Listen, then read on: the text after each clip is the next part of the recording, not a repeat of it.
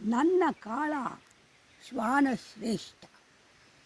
ನಿಮ್ಮ ಕಾಳ ಚಂದವಿಲ್ಲ, ಬಲುಕು ರೂಪಿಯು ಕಜ್ಜಿಪೋತನು. ಅವನ ಒಯ್ದು ಬಿಟ್ಟು ಬಿಡಿ ರಸ್ತೆ ಬದಿಯಲಿ, ಬದುಕಿಕೊಳ್ಳಲಿ ಅವನು ಎಲ್ಲಿಯಾದರೂ ಎಂದು ಸಲಹೆ ಕೊಟ್ಟವರನ್ನು ಗದರಿ ಗದರಿ ಅಜ್ಜಿ ನುಡಿದಳು.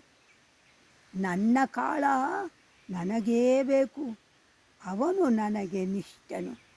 ಕಾಣದೆಂದು ಕಣ್ಣು ಅಜ್ಜಿಗೆ ಜೊತೆಗೆ ಬರುವನು.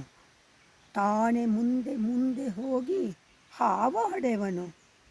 ಮನೆಗೆ ಯಾರು ಬಂದರೂ ಬೊಗಳಿ ಬೊಗಳಿ ಅಜ್ಜಿಯನ್ನು ಕರೆವನು.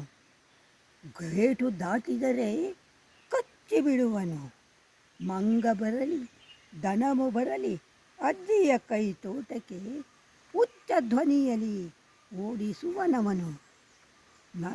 ಇಂಥ ಕಾಳನನ್ನು ನಾನು ಬಿಟ್ಟು ಬಿಡಲೆ ದಾರಿಗೆ, ನಾಳೆಯೇ ಹೋಗಿ ಮದ್ದು ತರುವೆನು.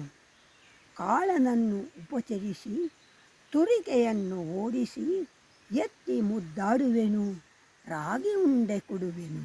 ನನ್ನ ಕಾಳ ಶ್ವಾನ ಶ್ರೇಷ್ಠನು, ನಿಜಕ್ಕೂ ನನ್ನ ಕಾಳ ಶ್ವಾನ ಶ್ರೇಷ್ಠನು.